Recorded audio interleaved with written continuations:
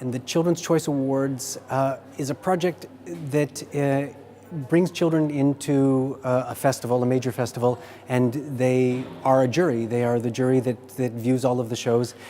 But it's important to note that it's not about the cultural edification or education of the children.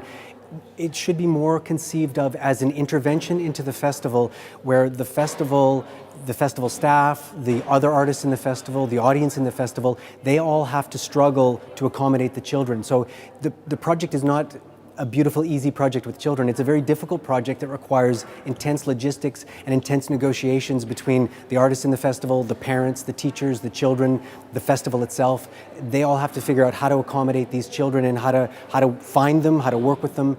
And that, to me, is where the artistic moment is. The children coming to see the shows and judging the shows, that's kind of the excuse that we use to make everybody work very hard to accommodate children as equals and to accommodate them and to turn them into VIPs for a few moments.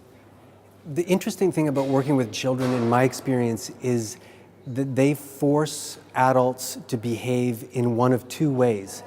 You have to act like an authoritarian and control their bodies and say, sit down, be quiet, or you have to approach them as equals and deal with things like an anarchist that doesn't deal with hierarchies. So there's authoritarianism, or anarchy is what they force out of you, and I like putting adults in that position where they reveal their true colors and they show who they are. For me, the pedagogy is focused strictly on the adults. It's the adults' learning experience that I'm interested in.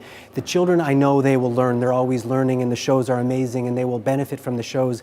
But it's the adults who I'm trying to force into a moment of understanding how to deal with young people and how to deal with them in a way that is non-hierarchical. For me, the concept of no education for me refers more to the necessity for integrating children into the real world through apprenticeships, through actual hands-on activities where they get to live the world, and separating them and creating a situation where there's 20 or 30 children and one adult. The children don't want to be there. The adult is only there because they're being paid, and nobody is happy in that situation. Nobody's having a good time. Schools are very, very strange environments, and integrating them into real life, to me, is the best way to educate them, is the best pedagogy, as opposed to creating this education system that is not that effective, that they don't want to participate in, and it makes them very miserable for many years of their lives. When we work, we ask always to work with people who, if the children themselves aren't new to the area, then their parents are new to the area. That's a demand that we always make.